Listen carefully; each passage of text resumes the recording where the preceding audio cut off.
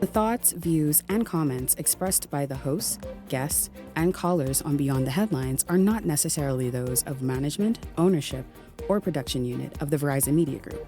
Beyond the Headlines is a production of ILTV Studios and cannot be reproduced or represented in part or entirety without express written permission of the Verizon Media Group. Beyond the Headlines is the intellectual property of the Verizon Media Group. Copyright 2021.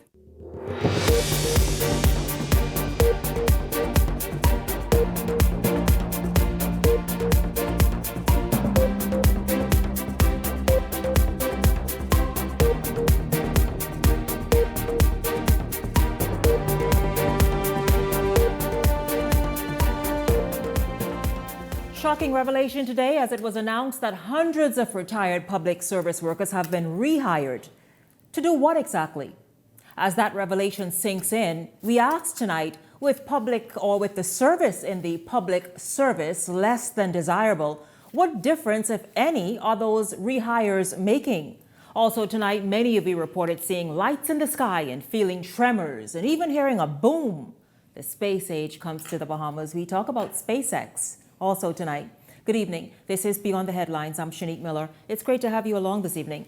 Well, the Free National Movement had their day in the House of Parliament. Of course, it was the long-awaited question and answer session that happened in the morning session of the meeting of the House of Assembly. However, one response from Minister of Labour and the Public Service, Pia Glover-Roll, quickly set things ablaze. Regarding question 1, will the Honourable Minister advise the House on the number of retired public officers who have returned to work? The answer is 491 retired public officers have returned to work, which represents 1.9% of the total number of public servants. The second question, are these public officers receiving full pension and pay? The answer is that 480 are, as is required by law. 491 public service workers rehired. Well, what do you make of that? Many of you, of course, on social media had a field day with it because your question was, no wonder the bottleneck, no wonder there are no new hires in the public service because people just can't get in. But we're going to talk about that because, the question tonight is, what difference are those rehires making when many are continuing to report the less than desirable service they are getting across the board in many ministries and government agencies? We're going to pick up right there this evening. Welcome to Beyond the Headlines, our contributor, Michael Turnquest. Good evening to you, Michael. It's good to have you here. Welcome to the show. Pleasure to be here, Shanique. It's saddening to hear what's happening under this administration in the public service when we have so many. Then you look at the way that the public service is laid out in terms of persons who have been on contracts for I don't know how many years, are still not pensionable, are not have no benefits. Mm-hmm. They've been on contract after contract, and you have 491 individuals who are been brought back. And I would assume that those who have been brought back, maybe not brought back to the same salary, but they left that, maybe making more. I'm pretty sure, it has to be $45,000 or more. But you have so many young people, young, qualified individuals who are crying, looking for jobs, coming back from college, wanting jobs. Those who have been here for years, working in areas that they are not even qualified to be because they can't find a proper job where they're qualified to be. Mm-hmm. But we have, I can see, I have no issues with bringing back retirees. Whereas though they bring, at the end of the day, you can't, and these are government agencies, we keep talking about efficiency, right? We want to be more efficient. We don't want to do business the same way we did it 10, 15 years ago. Sometimes you need new blood mixed with the old blood. In order a reset and a fresh vision exactly for a government agency that's been operating the way it's been operating for decades. Exactly. And you can't expect nothing to change when you're bringing back some of those, or maybe in some cases a lot of those, who have helped the system get to where it is today. Mm-hmm. So you can't expect no change. We continue to say, you look at certain things that has happened in this new administration under Trump.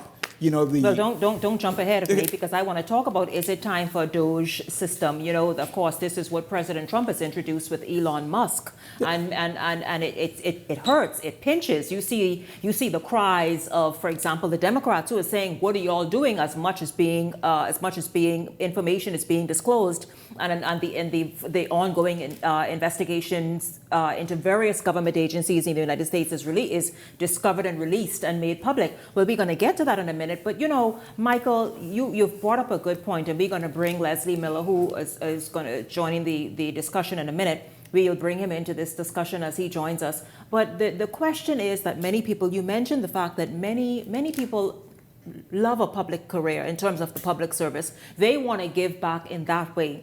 And with these new rehires, and we want to know where they are placed, what their duties are, what it is that they're doing, what difference are they making to make the system more efficient, because it's a system that's a huge wheel, that's almost like the ship is so huge, it's taking like a static and turning in the right direction. If they're not focusing on ways and maybe make some of these government agencies more efficient, and it's obvious it can't be happening, because we continue to see the same.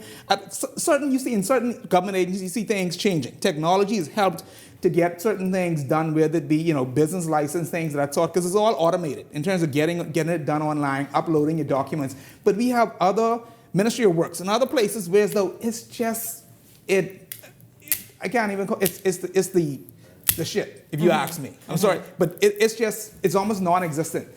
We need individuals. And this government can't be proud of bringing back 491 retirees when you have more than thousands and thousands of young individuals who are looking constantly daily for jobs. Hourly, hey, looking.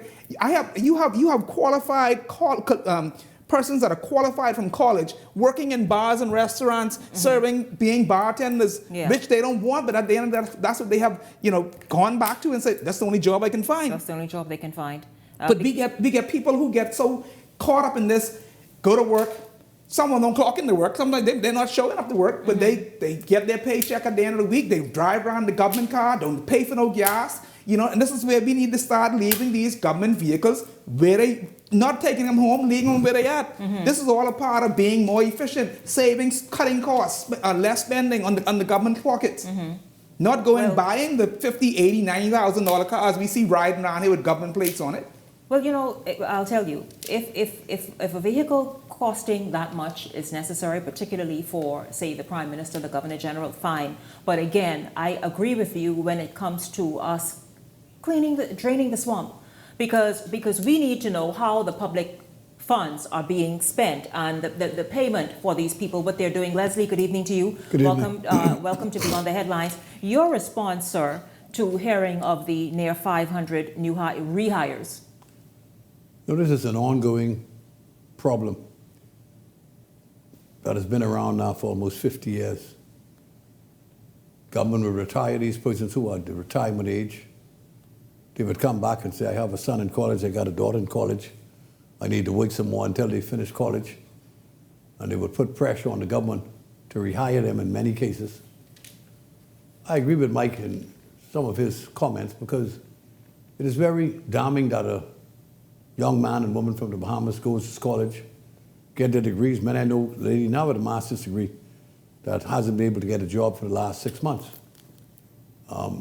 A lot of our kids now are deciding not to come back to the Bahamas because they can't find a fruitful job that is going to support their way of life or even allow them to think about buying property, which is so expensive now, it's really out of reach of the average Bahamian. If we can't buy property for our grandchildren now, they're finished. It's not going to happen. I'm convinced of that from the prices I've seen over the last few weeks. But, I think the government has a responsibility to shift gears in the public service. You look at the United States where Trump and those are recalibrating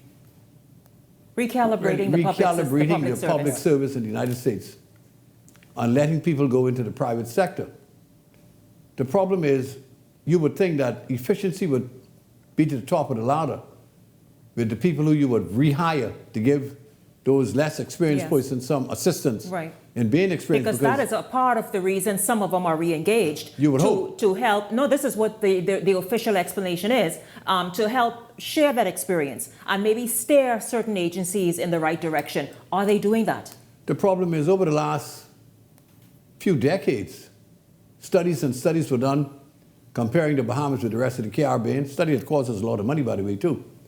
And in each instance, the Bahamas was almost at the bottom of the pool because these studies were done in corporations and in ministries, and it shows that the average work output on a daily basis was less than 50%. That was average, straight across the board. In some instances, less than that. I'm seeing fellas on the road who's supposed to be working. You see 2 guys working, 6 guys Everyone there doing what they normally do, hailing everybody. Yes. And But it's so funny to that point, during the pandemic, in the corporate sector, the efficiency in terms of even the output in terms of work, they found that they got a whole lot more output from in the private sector, that is, during the pandemic, because persons was, they didn't focus want- on their jobs. Focus on their jobs, don't want to miss an email. But you have in the public sector where individuals they're used to going missing for 4 or 5 hours a day, not being that's accountable, for it. And they kind of want to keep the public service has always had that, because even if they had work, they're missing. Meaning they sitting down, they show up to work a little after 9, breakfast. Don't disturb Oh, you that. gotta get that But how do we get away from that? How do we get away? It's entrenched in the public service. And so let's just talk about something else that's entrenched. I spoke with a business owner earlier today who said, Shanique, the level of extortion. I know we had that, I think it was whether the World Bank or IMF, someone recently talked that was about done, the extortion. a few weeks ago. Yes, the extortion and basically the corruption in the public service and how business is done in the Bahamas. And many Bahamians were incensed by it. But now Bahamians are being honest. The level of extortion, and what they mean by that in the public service is this. Let's say, for example, a Ministry of Works on the island of Eleuthera. Many people are awaiting, as the island of Eleuthera's economy is booming and Bahamians are trying to take advantage of that. There are, I'm told, reportedly and allegedly, there are inspectors employed with the Ministry of Works who just sit on the papers and giving the certificate of occupancy, sit on that like for a year. And they will sit on it longer, allegedly, if you don't come up off some money, And make it worth their while, tip, tip, tip. Where have we gotten, gentlemen, where persons in the public service, and it's not just Ministry of Works, you could find this almost anywhere you go, are engaged and officially employed by the people of the Bahamas to perform certain duties, but those duties, and it just across the board, as I said, are not forthcoming unless you make it worth their while. When have we become this nation? It's been that's in Ministry of Works, that's been going on from eons. from Timbuktu. Yeah. I mean, that is the norm at the Ministry of Works. Inspectors, even approvals, things of that sort. That's nothing new.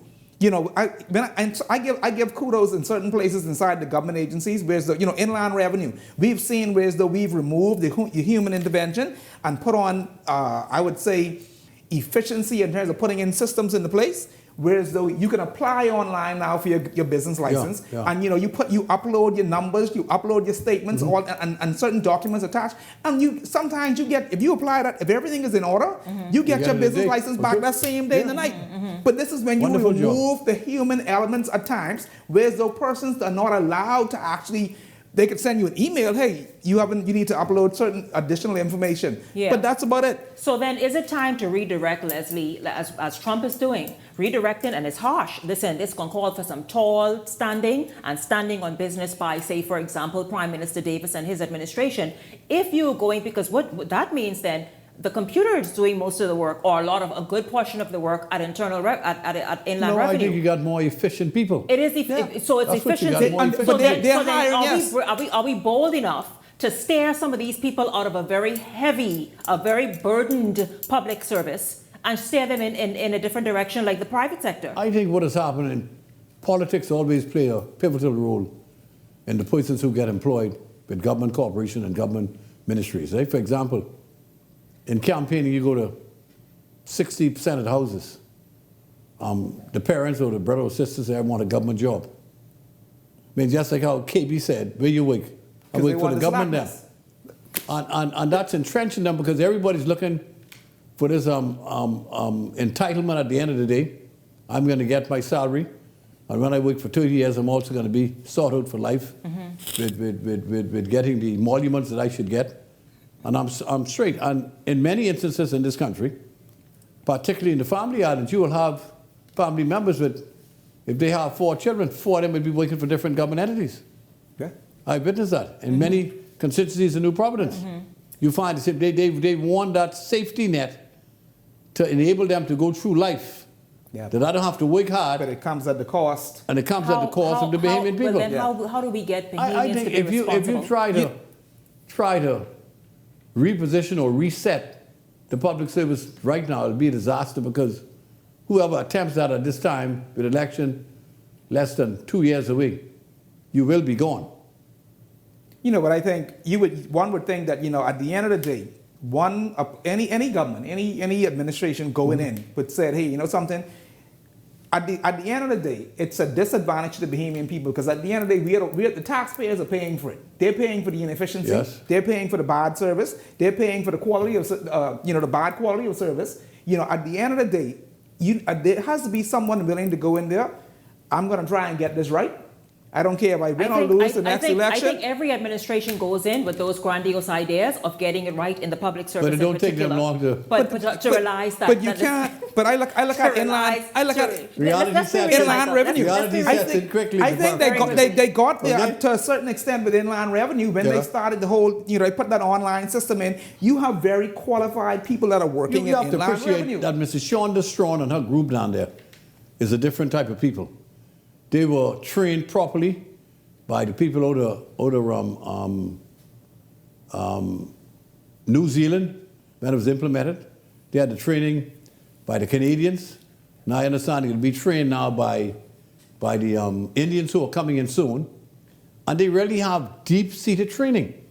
And they have become accustomed to doing things on a world level where other countries demand such respect, demand such output, and it's done. Now they're very, very understaffed, completely understaffed. Maybe they need to remain that way because they're still efficient. I'm telling you, we don't even know how understaffed they are. Sometimes the governors have to step to the plate and pay them more, especially the top echelon that they're being paid because the private sector is now taking most of their top staff. The private sector, especially the big accounting firms and the big law firms are taking them because they have the experience and the expertise. See, the average foreigner, the rich person in this country that comes here, an investor, they don't want to go through that hassle with it. So they rather pay a law firm to do all of their entries and what have you. I.e., get someone with experience from that office and bring them in your place, and you can make a great load of money. Yeah. The governments have to consider all these things, but this is not the time that aspect of it is going to be done. Not less the opposition could play politics and say, we will change it, but you know better than that. Because reality sets in very quickly. We know it wouldn't change, but I want to ask, or it's going to take very, very long. I mean, years ahead on the economy to have that change. Should be booming at the time when you want to make those changes. In other words, if you displace me from a job, jobs should be out there to enable me to survive. But jobs are out there because unemployment is in the single digits, is it not, for the rest of the Bahamas outside of Grand Bahama? Well, I will tell you something. If you go to Turks and Caicos right now, their foreign investment exceeds $12 billion right now tonight. Yeah, I think you've never seen so much construction except in the heyday of Freeport. And a ton of projects in the pipeline. I mean, a ton. Yeah. And unfortunately for them, the brothers from down south is going to own them in the next 10 to 20 years. They don't have the population. Their population is less than 20,000 people. And they got more than 30,000 of them now. In fact, when I was there recently, they now call Turks 80. Well, and we are next on the drawing board. We might be right behind it. We are next on we are next on the drawing board. It sounds to me, gentlemen, like you all are saying the Doge system, put that to the side and stop dreaming, Shanique, because that's not where the Bahamas is headed right now. And I think a lot of people don't know what the Doge system is, Department of Government Efficiency. A lot of people could think that Doge is, Elon, I think he was involved in this Dogecoin at some point. Let's give Trump and the gentleman credit. When did they start? The first week that they took over. The first Yeah. week. So within the next 6 months, They're done. they're going to clean up everything. Yeah. And by the time the next election, you're not going to be talking about it. No. Yeah. Because people would forget- find jobs in other areas. And they Yeah. forget about it. Yeah. But that's why you continue to tell the government, if you're going to do something drastic that's going to be effective, Get do it it done. now. Yeah. But We drag our feet. that scare coming. Yeah. Wouldn't happen if I do it. And you sit on it, the next thing you know, election is upon you. And they really done for the Because next 18 if one months. look at Ministry of Works, why can't I put in a system where plans are uploaded? You know, Listen, the Ministry of Works are probably the most hateful crew when it comes to Bahamian-made products. They have driven more small Bahamians out of business under the development bank than probably any entity in the history of this country. They seem to have a fervent hate for things Bahamian. I mean, the development bank would lend you $100,000 to go in business, but they would never patronize your business. What's the purpose? It's crazy. It's like the Small Business Bureau, who lended about $5 million. They're never going to see 10% of that back. Because the business, what they put in business, they don't support them throughout to make them successful. So the big guys gobble them up after about a year. Because remember, Spit 'em out. 70% of any new business go out of business within 3 years, eh? Oh, yeah. Anywhere around the world, Yeah. 70%. Leslie and Michael, listen, we are going to keep this moving, but of course we are overdue for our first break for the evening. When we come back, you all, it's been quiet for a bit, but now the family of Taylor Casey is speaking out. We're going to hear from them right after this break.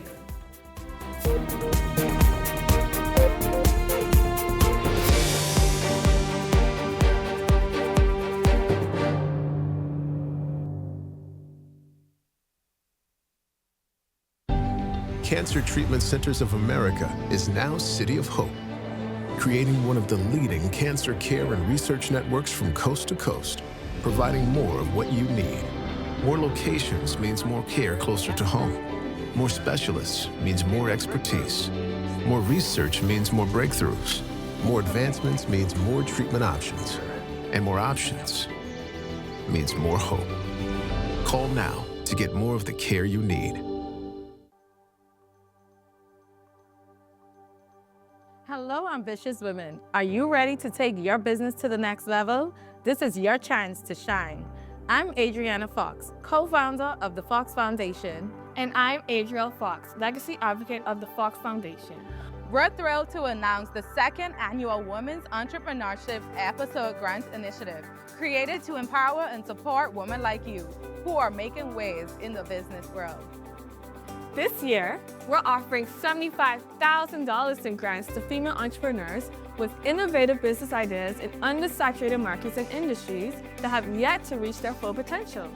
Our top 3 prizes are $25,000 for first place, $20,000 for second place, and $15,000 for third place. In addition, 7 runner-ups will receive $2,000. We encourage businesses such as those in digital markets like web innovations, AI-driven service, niche e-commerce, or emerging industries such as green technologies, health tech, cultural tourism, and personalized educational platform. Whether you're launching a startup, scaling your business, or tackling that big idea that needs a financial boost, this grant is for you. Last year, we funded 10 incredible entrepreneurs, and this year, it could be you. Imagine what you could achieve with the funding to grow your dreams. Apply now and join a powerful community of women entrepreneurs leading the way. Applications are open from January 31st to February 28th. Don't wait. Visit our website for more information. This is your opportunity to break into a growing market and make an impact. Apply today and let's build a future of unstoppable women entrepreneurs together.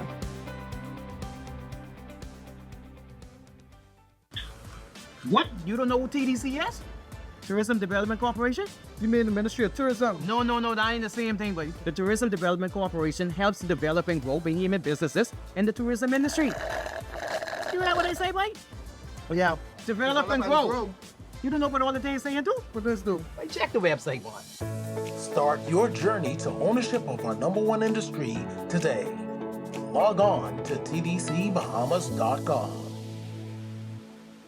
If you enjoy watching Beyond the Headlines, take advantage of our exclusive offers with 4 15-minute interview segments at $1,200 and 20 30-second TV ads at $2,000. Contact 557-0258 or 557-0259 for more information. Go beyond with Beyond the Headlines. This segment of Beyond the Headlines is brought to you by EV Motors. Drive the future with brand new 2024 electric vehicles. EV Motors, powering your journey.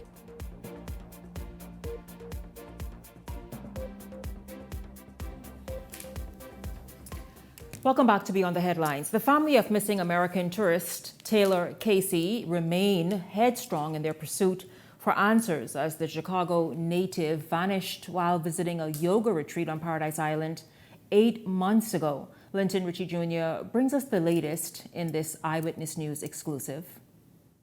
8 months later, there's still no updates or a single glimmer of hope for the family of 42-year-old American tourist Taylor Casey, who went missing in the Bahamas back in June 2024 while attending a yoga retreat. Casey's mother, Colette Seymour, and her best friend, Emily Williams, spoke exclusively with Eyewitness News, their first time addressing local media since her disappearance. They revealed details of their last conversation with authorities. They called me on November 14th. They mentioned that they still have Taylor's phone, but they didn't give no updates. Now, let's backtrack to when everything took a turn for the worse. The nightmare for Casey's family began on June 20th, when she failed to show up for her morning classes at the Sivyanda Ashram Yoga Retreat. The only key piece of evidence discovered was her phone weeks later, found in Bahamian waters. However, former Commissioner of Police Clayton Fernandez stated that accessing the device was challenging due to water damage. To the family, that phone could hold the missing pieces to this ongoing puzzle. The phone is going to tell us something that we need to know, yes. I've been trying to get that phone since June. Casey's friend Emily Williams expressed frustration, accusing authorities of withholding information from U.S. investigators. For us, that's totally unacceptable. We love Taylor. We want to know where Taylor is. Why is it taking so long to get any information? Adding to their frustration, family members say corruption allegations within the department handling Casey's case have been a lingering burden. We heard about the corruption in the Michael Johnson from the crime investigation department was suspended and stuff. Yeah, it's just red flags for me. As for communication with the yoga retreat where Casey was last seen, they haven't contacted me or anything, to see if I'm okay or, nothing. No more news. Yeah, they really didn't get involved at all. And a mother's instinct has Seymour feeling uneasy. Once that yoga retreat found out that my child was transgender, that something switched. However, those who love Casey refuse to give up hope. I'm going stir crazy over here. I can't focus. I can't sleep. I can't eat. I mean, like, what's going on? I miss my child. I believe in my heart that my child is still alive. A $10,000 reward remains on the table, and the family is urging anyone with viable information to come forward as they desperately seek closure to this nightmare. Linton Ritchie Jr., Eyewitness News. Well, we certainly hope for the family's case that Taylor Casey is still alive. Michael and Leslie, this case is now 8 months on. There's been no sighting of Taylor Casey. I mean, I'm not sure where the investigation stands. Are they prepared to close it at this point? But the family is saying, give them back her artifacts, her belongings. Give them back Taylor Casey's belongings, and whatever else was found. Should the police do that just so that they have some sort of closure and move forward? I mean, but you hear them, obviously putting question marks over the investigation and over all of it. So, all of the allegations as it relates to corruption, I don't know what that has to do with anything. Yeah, I take exception to that. Yeah, so, that I want to, at the end of the day, we're an island. Paradise Island is a small island surrounded by a lot of water. I'm pretty sure the reason why the artifacts have not been handed over, because more than likely the investigation is still ongoing. Yes. With the hope of finding some clue as to what might have happened to this person. Because at the end of the day, they said that the phone was found near the water I mean, Paradise Island, especially the northern side, is ocean, full of sharks. Yep. If that is the case, it's a very rare chance. We have a lot of individuals who went missing, who we know either shark attack or something of that sort, which we have found nothing to date. So this is nothing, this is not nothing new. We've had shark attacks, and then we've had persons went missing because we know that they were taking out to the ocean by sharks. I mean, it certainly is nothing sinister. This person came on their own individual private trip to go and experience yoga on Paradise Island at that yoga retreat. The Bahamas, what I'm saying is it's not a nation thing. Yes, it happened here, but certainly it's nothing sinister on the part of the nation. We have transgenders, we have lesbian, gays that live here, which, it's nothing, the police or nobody has something against in terms of to cause harm, grievous harm to an individual. I mean, we have people living in our society now that are either transgender or, lesbian, gay. So I think trying to say because their child is a transgender that all of a sudden something would have taken a turn or that might have been why the police is covering up something. To me, that does... It's an unfortunate situation. I feel, I agree with the family. But, I think trying to lay blame or corruption on the Bahamas in terms of this is what, not accepted. Is not, that's not unacceptable. It is interesting, we all go through these pains and suffering when a loved one is lost or passed away. And then the fair gets involved in it. And now they're insinuating that our police force is so corrupt that to the extent that they may have harmed this man, really, because Trump says now it's only male and female, so forget this foolishness, but, it's not a man. I don't even ascribe to that foolishness. It is unfortunate that that person, God bless them, has disappeared, and as Mike said, probably a shark or sharks would have taken them out to sea. And what with them? I mean, we have our family members too who would have gone to sea. We have a gentleman missing now in Auckland, one of the family islands, who went out in his yard or out in the forest a few days ago. No one has seen him since. His family here are very concerned about his welfare. Sometimes you go in these areas and you can fall into a blue hole and you're never seen again. But to insinuate that the Bahamians as a people and our fine police officers, men and women, are corrupt to that extent. We take the gravest exception to that label, and we'd appreciate if you would retract that, please, and not bring those emotions, let your emotions get ahead of you with the facts. Yeah, and again, we are very sorry for what has happened. Again, we wish the family closure, certainly we wish them closure. Gentlemen, I expressed my opinion on this next story in last night's show, but I'll give you each an opportunity to weigh in. Opposition leader Michael Pintard not shocked over the recent appointment of former PLP leader Perry Christie to an advisory role in urban renewal. Pintard argues that the move is more about politics than progress, claiming it's an attempt to win back former PLP supporters, really, ahead of the next general election. Well, what's going on? Wait a minute. Now I want to know, before y'all bring that SOT on, I want to know, now listen to me, I seriously didn't see all of that there. How is Perry Christie's appointment to urban renewal something to win back PLP supporters? Let's hear this and then we'll weigh in. I'm not surprised that Mr. Christie has been appointed. As you may be aware, the Prime Minister Davis had pretty much sidelined Prime Minister Christie over the last several years from speaking at different organs within the Progressive Liberal Party, save and except probably for memorials. And I believe he now sees the handwriting on the wall in terms of the challenges that the PLP is facing and looking for opportunities to bring the Christie wing of the party back, to give him support. So I'm not surprised by that. We believe that the Prime Minister Christie has a number of strong attributes, but right now what we need is a complete restructuring of urban renewal. So the decisions they make now are secondary to what we will do in the next few months when we take government. And we intend to structure urban renewal in a manner that it can have an impact on not only the environment in our inner cities and over the hill, but also on the residents who live there. This is not a Christie issue. This is whether or not Davis has a vision for transforming the inner city area, the over-the-hill and historical communities, and we're convinced he does not have a vision for it. And we'll provide that vision. The reality is that we need programs that look at transforming the over-the-hill community in a number of ways. One, to eliminate dilapidated buildings throughout the community, some of which Bahamians are sleeping in, the lack of potable water and bathroom facilities and electricity for a number of communities. So it is not uncommon for incoming administrations to keep remnants or aspects of certain pre-existing programs to try and address these issues.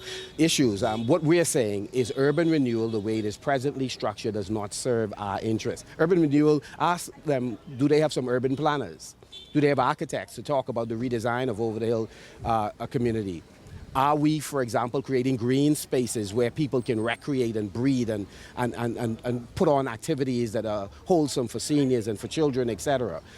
Many of these things we are not doing effectively, and so we need a new vision in moving forward. Well, there you have it. Michael Pintard says what's needed at urban renewal is new vision. It sure as hell ain't come from him. Well, let's hear what he has to say. He said that the program as it's now structured is ineffective. Your thoughts? Listen, bear in mind that this man served in cabinet for 4.5 years, eh? He grew up in Yellow Elder Gardens, one of the disenfranchised areas in New Providence. Why did he not try to make a difference in their lives? He did nothing. He went to agriculture, did absolutely nothing. In fact, they tried to close down, if you remember. There was little or nothing done with urban renewal under the F&M tenure. You know, it's so easy to criticize, and I always use this adjunct. Those who can, do. And those who can't, criticize. And this guy really need to get his act together and stop criticizing people for anything. Why would Christie want to come back? We got demolished under Christie last term. Christie got to come back to do what? He might run the voters to sway voters to return to the PLP. You know, when it comes to urban renewal, I've had the opportunity to run in one of the underprivileged areas, which would have been Kennedy/Nassau Village at one point. In 2007, and what I saw in communities like that was shocking to me. I tell people, a lot of people, not until you put your foot on the ground and you knock on some of these doors and you see the way that Bahamians are living throughout the breadth of New Providence, especially, you would be shocked. Especially, we get so used to, going to work, coming home, laying in our house, running water, but we have a lot of families and kids out there that, they have to go to the pump every morning. Yeah. They have to fill up in order to take a bath. Me as a young adult did not know we had so much, I call it poverty throughout in New Providence. Being such a, I think such a rich nation when we consider our GDP so high, but we still have persons living the way living like that. Mm-hmm. If you all scroll through my phone, they are the houses, some of those houses on Big Pond that has been unoccupied for the last 5 to 6 years that our Bahamian people was living in. See, these guys are going to the areas, they sit on the backside and criticize. I can take you to homes today in 5 Pound lot where you can see the stars. What did they do? Nothing. I visited a home. So what are you saying, Leslie? What is the point you're making? But the point I'm making is, my thing is, don't criticize for criticizing's sake. You had an opportunity to do something. Now you're going to do this, you're going to do that. It's always what I'm going to do. You're saying the F&M, you were there. You're saying the F&M did nothing with urban renewal when they were there? Nothing at all. Well, because I'll tell you, they didn't build one damn house in 4.5 years. Not one. And nor did they try to enhance the life of the average, ordinary Bahamian during that same period. In fact, they were so marginalized. Don't forget, the damn woman out Lightfoot Key got $25 million allegedly to feed us. Imagine Bahamians got to go to these particular people to beg for food. Yeah, but we were totally degraded for 4.5 years. But this is totally degraded. This is where I ask this man talking foolishness, man. This is where I ask the question because we see government after government. One would think that we would see major transformations in a lot of our inner city areas, To me, as a same. it seems to be the same thing. It looks the same over and over. It looks but the same. My thing is, how can a politician, any politician, go back in areas, in these underprivileged areas, and continue to ask people to vote for them when you had administration after administration where they always seem to be overlooked. Because I find it disheartening to see a young child still at this day and age go to the water pump in the mornings at 7 o'clock to get a 5-gallon or whatever size water, push it in the trolley to go fill up their. And this is a water pump that's been leaking for 20 damn years. This is an area I can take you to all of them, because I went to all of them. Where BEC Light has been out for about 10 years, where the roads has not been paved for about 10 years. In Nassau? In Nassau. I can take you there right now. Yeah, does anybody care about that? I know roads that have not been paved from the time of independence, 50 years. So how dare him come out what he's going to do? The Bahamian people are tired of talk. Deal with the woman with the money what they got for us. Out life at key. Give us our money back what was left. The Bahamian people are tired of talk. And I'll tell you this, I'm no spokesperson for Urban Renewal, but they've been on the show recently, and they appear to be doing a lot. Yes. I've even spoken with the police attached to Urban Renewal. They are also working. Is there a lot to do? Yes, there's a lot to do. The social decline of certain areas in New Providence is a lot. I haven't seen it firsthand. I can only go by what those who are working daily, every day, from morning to night, and assigned to those areas came on this show and shared with the Bahamian people. And so certainly Urban Renewal seems to have its place. Urban Renewal has had many success stories, as we have heard, in terms of the band, for example, and turning out police officers and defense force officers and going to international competitions and just getting young,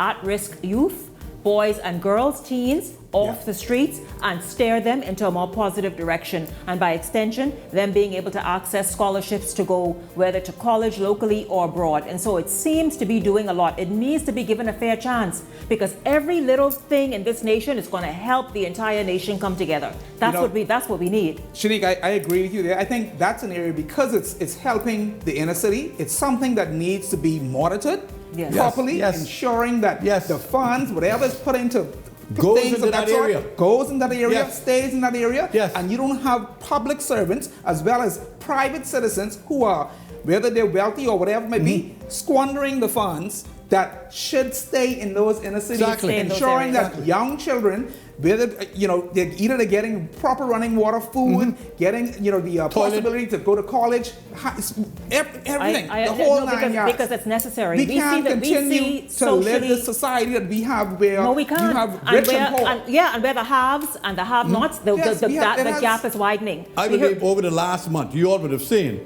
the cleanup program on all the major arteries in New Providence. You're seeing how they clean up. I've seen that, and I tell people I have no problem with the money being spent, but the maintenance of it. That program was initiated by the Right Honorable Prime Minister, Mr. Davis came with that program himself.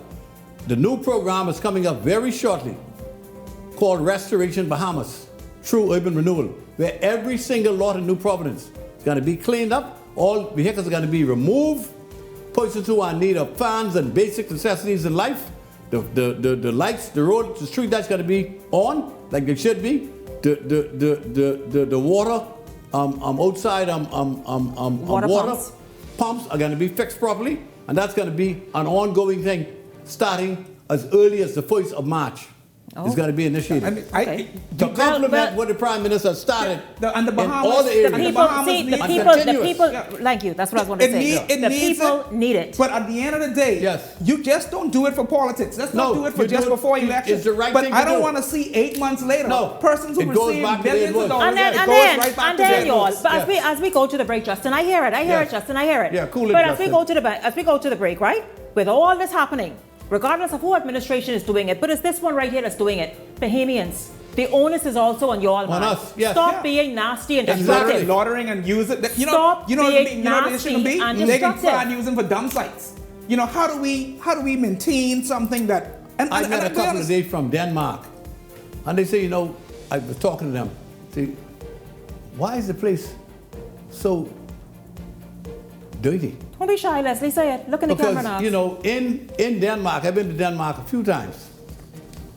If you throw paper on the street, it's $1,000 US fine. Yeah, well, how much we do it? There's no such thing as having a derelict vehicle anywhere. Listen, before you all Kentucky boxes. Yeah. I get a feeling we should start telling KFC we can start finding your other people. Listen to me. We are nasty people. No, stop being flipping nasty, Let's face okay? it, we are nasty people. Because all the KFC boxes, as you all said, and the takeouts and all this stuff all over the place. Okay, we are nasty. Man. You're dog on stop, eh? How many times people come back and clean up after us? Okay. Stop it. The we are Bible going to says take cleanliness is next to godliness. Gentlemen, we're going to talk about that SpaceX program when we come back after the break. What are your thoughts? What are you thinking about it? We'll hear from them and also hear from you. Comment.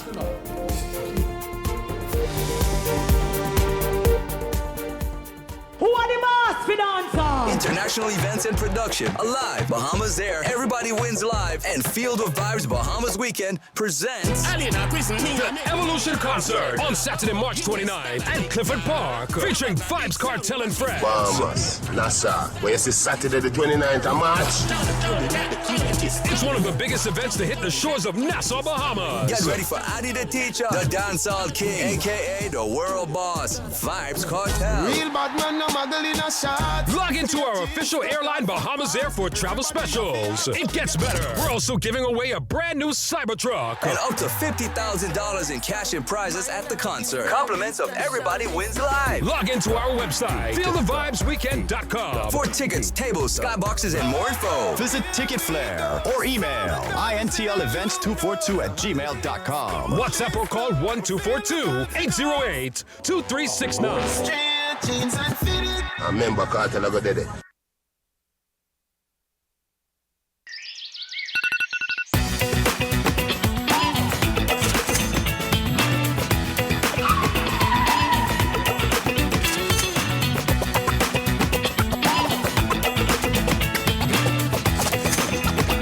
Our balls are bigger at Island Luck. So don't let your daily inspirations go to waste. Win now with our selection of lottery games. Play now at islandluck.com or at any of our locations. What's your inspiration? My name is Limburg Smith. I'm the Director of Sales and Marketing for both Oasis Fresh and Tropic Shipping. Oasis Fresh is a new fresh produce store located in Lyford Storage and Commerce Park, and we sell fresh produce, meats, dairy, and whole foods. We partner with EV because we also offer delivery services to our clients. We offer it to commercial clients and residential clients. And with the purchase of new carry vans, it helps us to deliver our products faster, more efficiently, and it's cost saving to us. So we are very grateful for the partner with EV Motors in regards to our new fleet of vehicles. We used to spend about $220 per vehicle, having about 7 vehicles on the road for both our companies, Oasis Fresh and Tropics, which would cost us about $80,000 a year just on fuel. So you can imagine just how happy we are now with our new EV fleet. There was nothing better than a seamless process again, new vehicles for our company to help us proceed and be more efficient in the way we operate our business. So you want a space. But not just any space. You need something with a little more potential. So how about 1,000 square feet of room to play with? Superb audio and video production capability, digital LED wall, full lighting grid, and about 124 seats to accommodate a full studio audience with so many other features. Make us your home for your next concert, conference, and so much more. Honestly, the possibilities are endless. Here at ILTV Studios, we'd love to bring your next event to life. So what do you say? Do you want our space?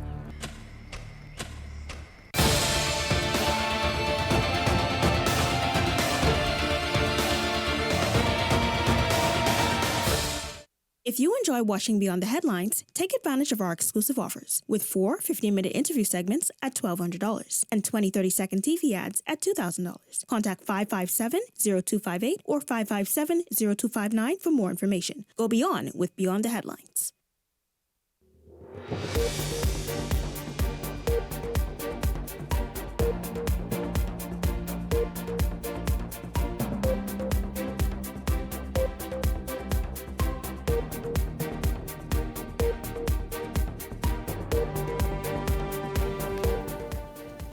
Welcome back to Beyond the Headlines. Well, last night on the Family Islands, history was made, and that feeling was even heard here in the capital as a SpaceX rocket landed in international waters for the first time, opening doors to future space tourism here in the Bahamas. Linton Ritchie Jr. was present for the history-making moment and brings us the highlights in this report. A historic rocket landing in Bahamian waters midway between Eleuthera and Exuma is now in the record books. The SpaceX Falcon 9 rocket launched from Cape Canaveral, Florida, marking the first ever international landing of its kind. Prime Minister Philip Davis on hand to witness the moment and shared his excitement.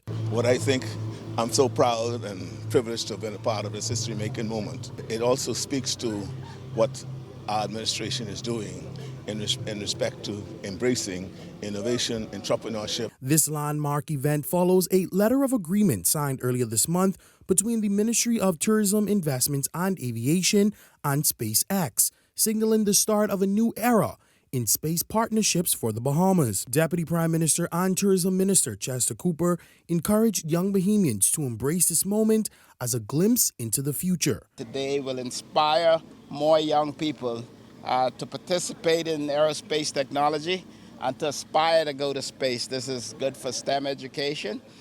It's good for the spirit of the Bahamian people, for ingenuity. But the rocket's landing on a drone ship in Bahamian waters has sparked environmental concerns over potential impacts on marine life. To those worries, the nation's leader responded. Why the Bahamas? Why SpaceX? To them I say, why not? No landing occurs within 10 nautical miles of any ecologically significant area. Eyewitness News understands that Norman's Key in the Exumas saw a surge in visitors just before the landing, a possible sign of growing global interest in the Bahamas as a science and tourism hub. Cooper noted that with millions tuning in digitally, this could be a sign of future tourism opportunities. I'm excited about the possibility for this industry. Tonight on the live feed, 1.5 million people were watching tonight. I anticipate over the course of the next few days, millions, even more millions will see what has happened here in the Bahamas. And this won't be the last. Officials confirmed that at least 20 more landings are planned in the coming months. Linton Ritchie Jr., Eyewitness News.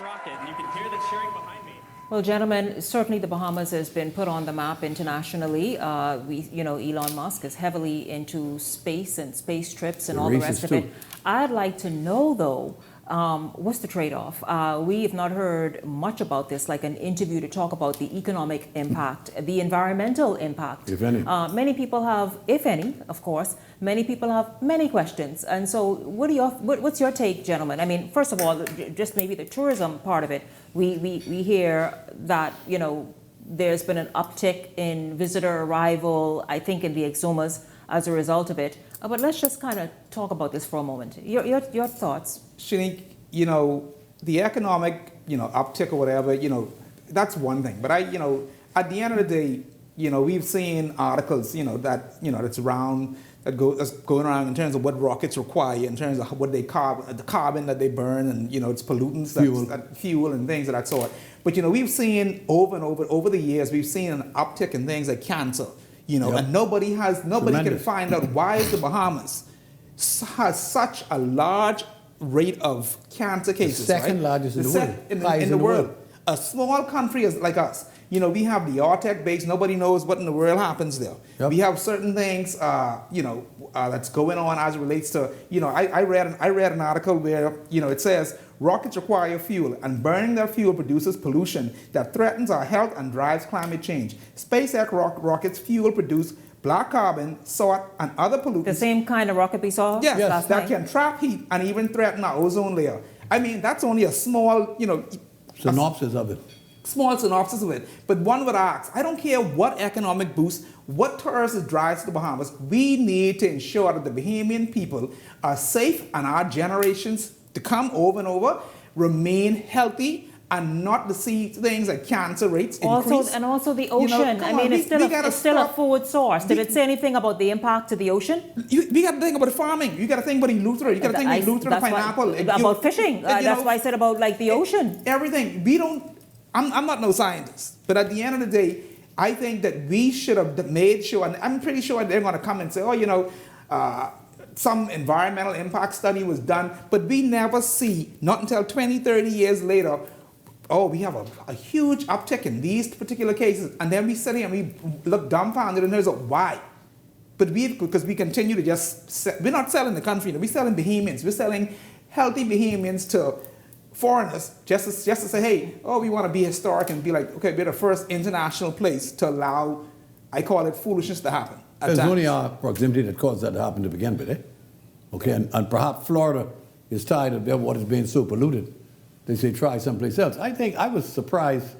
Because I understand it's actually supposed to take place in Texas. I don't know what the movement was, but my concern is what financial benefits does the Bahamas get with these rocket ships landing in our waters, with what could happen in the future? I was surprised that this lady, Aisha Brown, I think, her name is, we really talk a lot about it, we were so proud of. She was supposed to be a space scientist. But now I noticed yesterday. Bahamian? She's Bahamian. I think she had a very contract proud with of NASA. with NASA. Okay. So she's working with NASA. Mm-hmm. But now I see she's working with Ministry of Tourism. Oh, she's in the Bahamas. Yeah, she's here now. Okay. I don't know how that switch took place. You would think that one would have been highly educated in the science field to get a job at NASA. But now she's with tourism. I just wonder. And she indicated that we're going to get some benefit from these contraptions landing in the Bahamas. What's the benefit? One was selling T-shirts, selling hats, selling mugs, the trinkets.